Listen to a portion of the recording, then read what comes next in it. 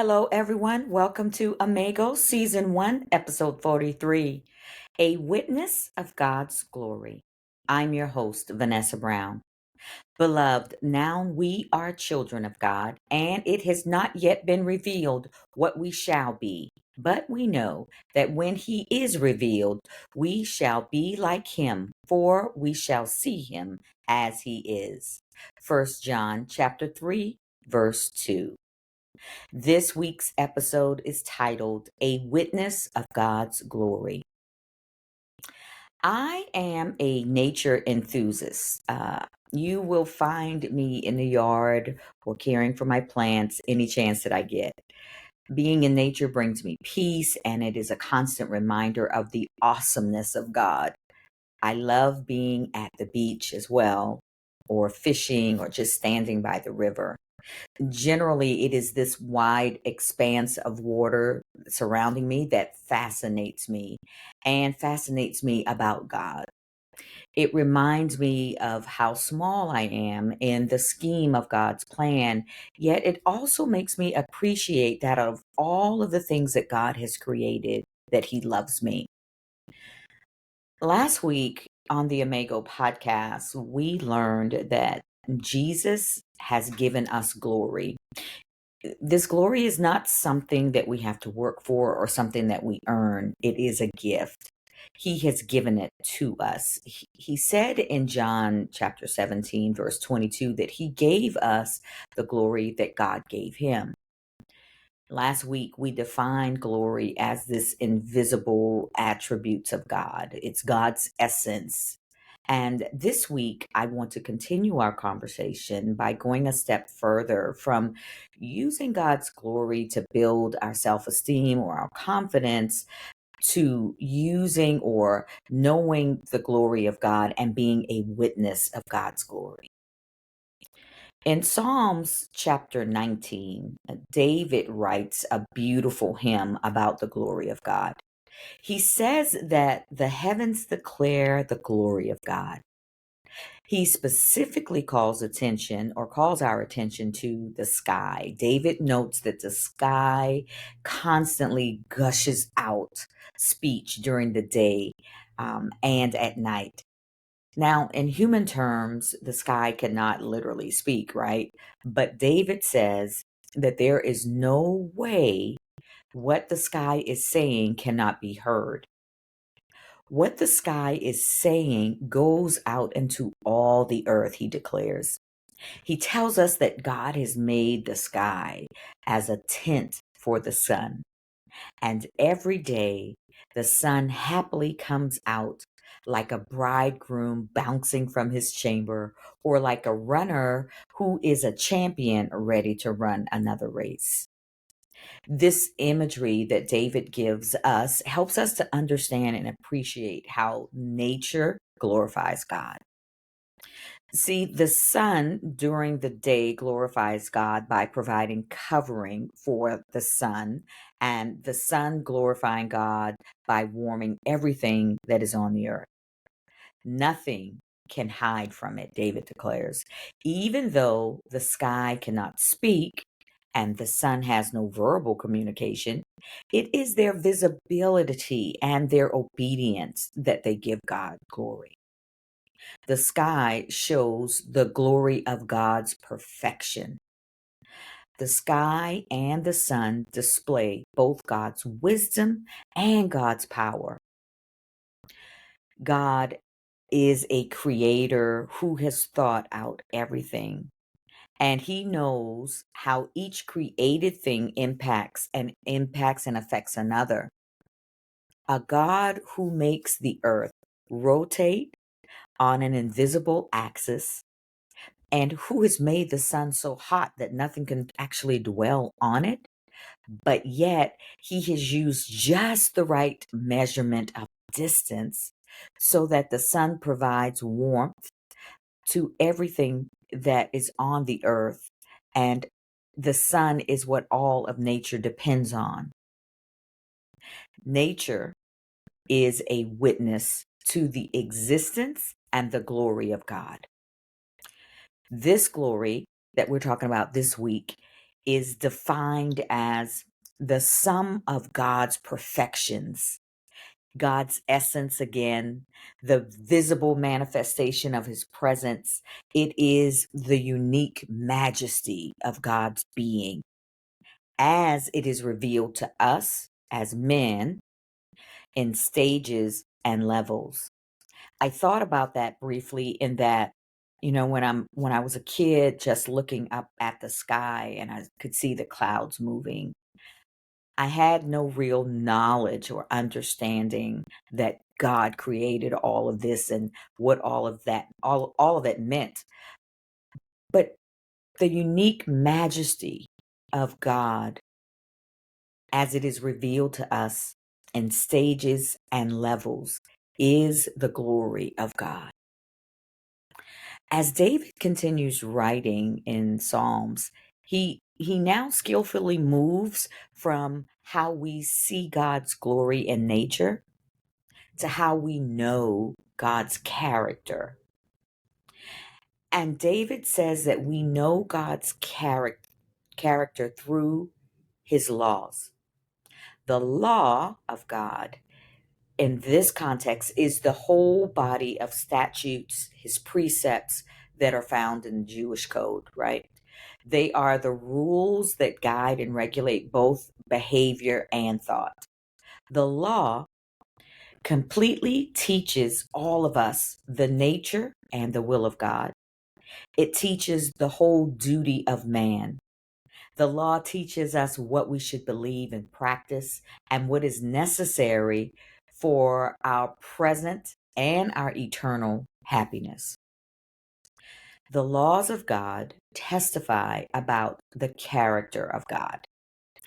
His character has a positive impact or effect on everything that follows his law. David uses 6 epithets, which are adjectives that express a quality or characteristic of a person in this particular psalm. So David says the following about God's character. God's law, the totality of all the statutes and the precepts and commands and ordinances are perfect. He says that God's laws revive the soul. God's statutes are trustworthy. They make the simple wise. And in this context, simple is someone who could be basically like pulled in any direction, either towards good or evil. But he says that the statutes of God are trustworthy and they make the simple wise.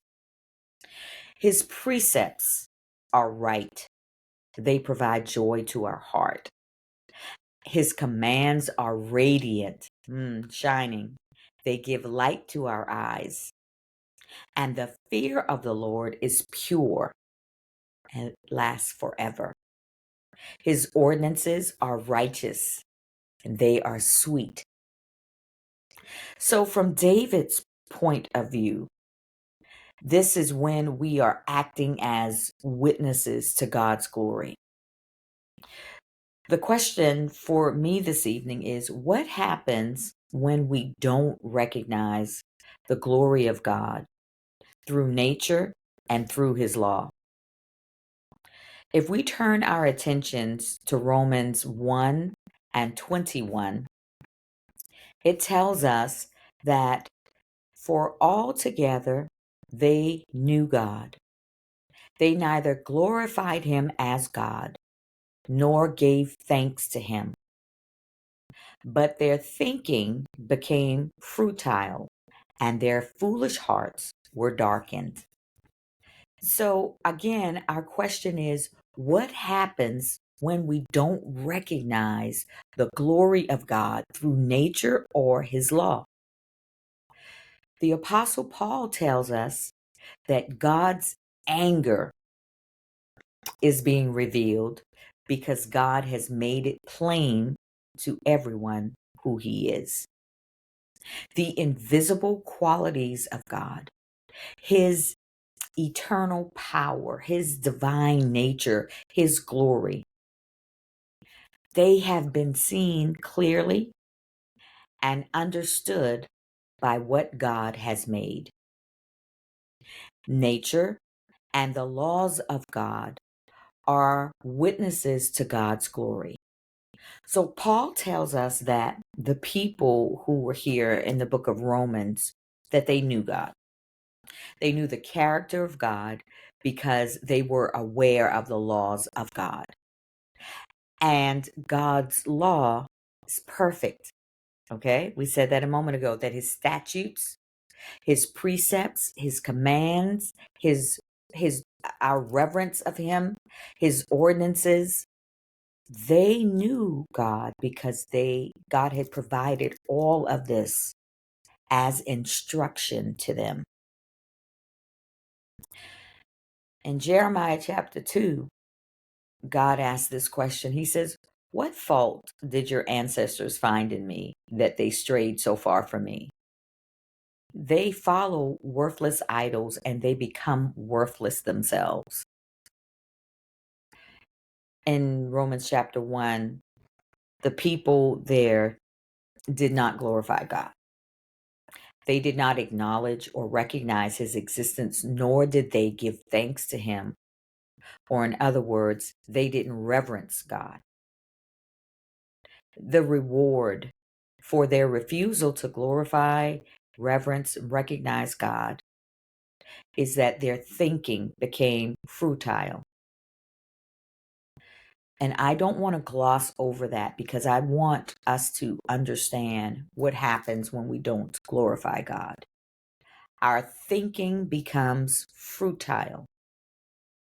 Futile means vain, unreal, ineffectual, unproductive, useless. And it says their hearts were dark. The people that Paul was describing refused to be a witness of God's glory. And when you refuse to be a witness of God's glory, you lose your connection to God. And when you lose your connection to God,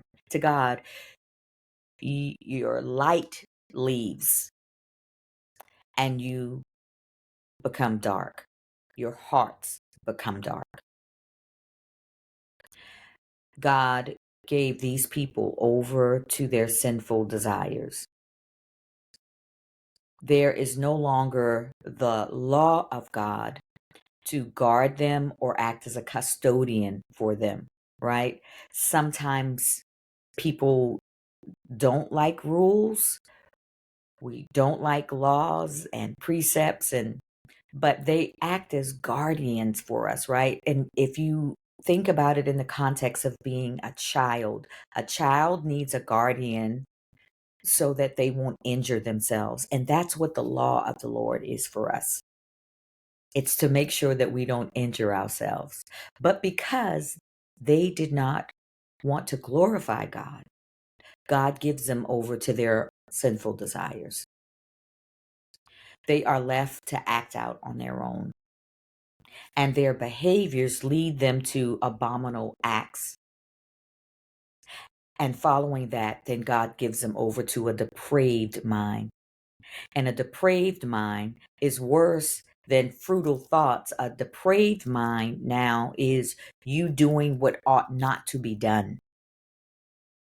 Romans 1:32 is a scripture that is really important for us to acknowledge and make sure that we are practicing, especially in these times when everybody wants us to be okay with other people's behavior. But Romans 1:32 says, although they know God's righteous decrees, that those who do such things deserve death, they not only continue to do these very things, but they also approve of those who practice them. As Christians, we must understand that yes, we are to love everyone. But you should not be approving the practices of people who God has given over to their sinful desires and a depraved mind, because then you become depraved.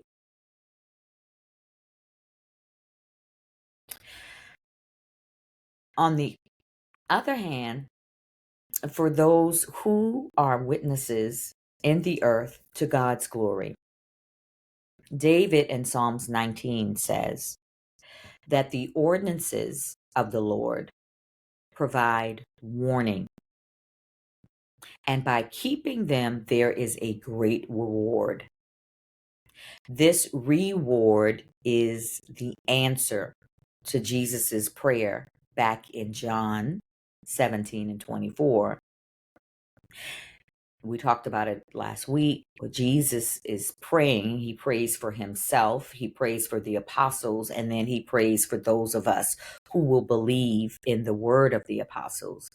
But Jesus's prayer for us specifically is, Father, I want those who you have given me to be with me where I am and to see me in my glory, the glory you have given me because you loved me before the creation of the world.